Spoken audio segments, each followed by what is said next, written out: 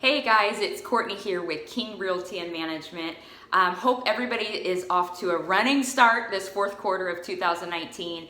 Today we're talking about what to do if your listing is lifeless. Now guys, this video is for agents, but also if you currently are selling your home and it's just sitting there and it's driving you nuts and you're anxious about it, stop, because you want to watch this video. Don't scroll too fast. So what prompted this? Because I always like to give a backstory, because usually what I talk about is because it's what I experience every day.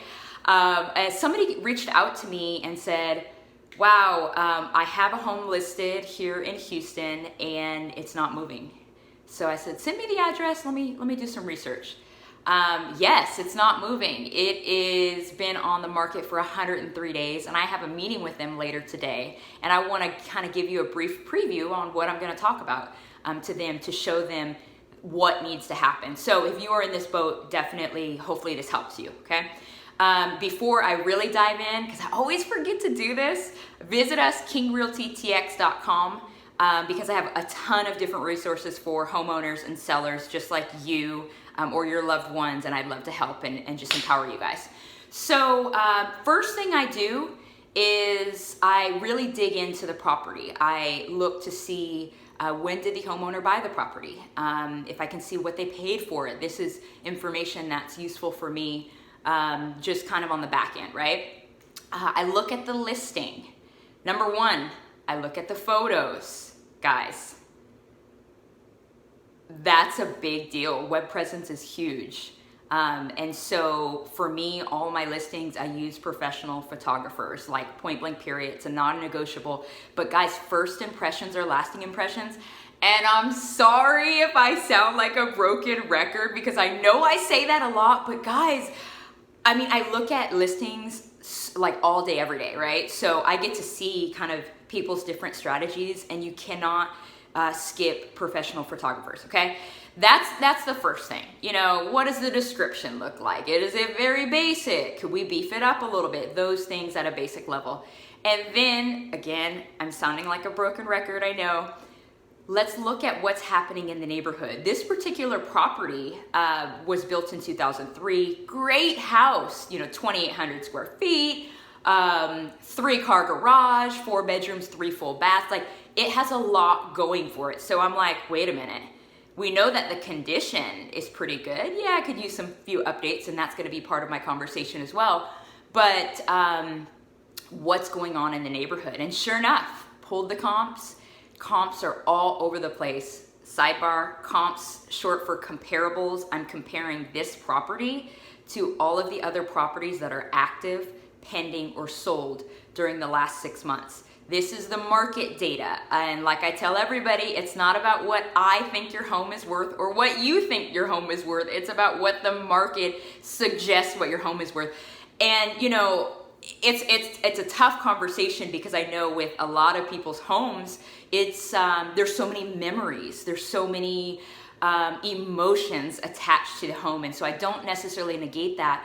But part of why people call me is because I have my ear to the streets, and we, you know, I look at what's happening, and I never want to gas anybody up, but really tell them, really, hey, this is most likely what you're going to get for your home, okay? And then that's where we talk about if that meets their goal or not. If it doesn't meet their goal, you know, what they're trying to achieve in the sale of the property, then maybe we switch up the strategy, okay? So that's going to be a big part of the conversation that I have with this seller earlier today. But the most important thing, how do we solve this, right? If you are in a case where you can't really lower the price, or you can't spend money on the property because to get it like updated, to get it a little bit more presentable, that's okay. That happens. I don't think it's anything to feel bad about. But what solutions do you have available to you? I am a firm believer, especially if you have to move, maybe renting it out. Dallas is a little bit different than Houston. Right now in Houston, there is just a lot on the market. And so for some of these people that have absolutely no flexibility in terms of price, leasing the property out may be a really good opportunity. It may be a good decision because, again, and I've said this, and I'm gonna keep saying this because this has actually helped me personally and my family. There's so many tax benefits to renting your property out. So it's almost like a plan B. And that's where I come in and I talk about, from a personal experience and a professional experience, hey, renting your house out will generate this much in monthly cash flow. It'll generate some additional tax deductions to reduce your tax liability.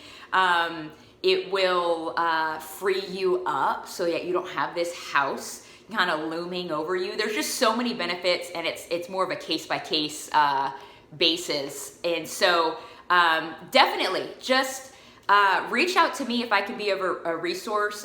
If you have your home listed with another agent, have this conversation with your agent. You know, it's all about dialogue. It's all about getting different perspectives on and different opinions on what you should do to get you to your goal.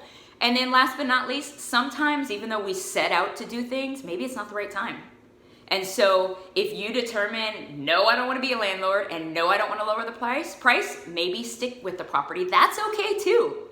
You really can't go wrong, okay? So again, reach out to us, kingrealtytx.com. We're on Instagram and Facebook, which you're watching here, King Realty Texas, all spelled out. And then we're also on YouTube, youtube.com/kingrealtytx. I hope you guys have a great rest of the week. Again, I'm happy to help. Comment below. And be sure to share this because I know sometimes when somebody's struggling with selling their home, it can sometimes be embarrassing, but it doesn't have to be. But just empower your peeps and your contacts to have this conversation. I hope you have an amazing rest of the day. I will talk to you later.